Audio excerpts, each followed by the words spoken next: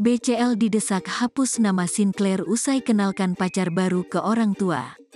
Penyanyi Bunga Citra Lestari, BCL, didesak menghapus nama Sinclair dari nama belangkangnya usai mengenalkan pacar baru ke orang tua.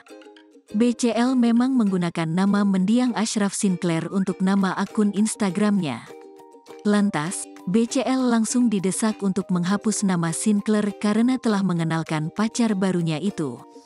Pada postingan terbaru pelantun lagu Sunyi ini, mengunggah momen ulang tahunnya bersama dengan keluarga besar.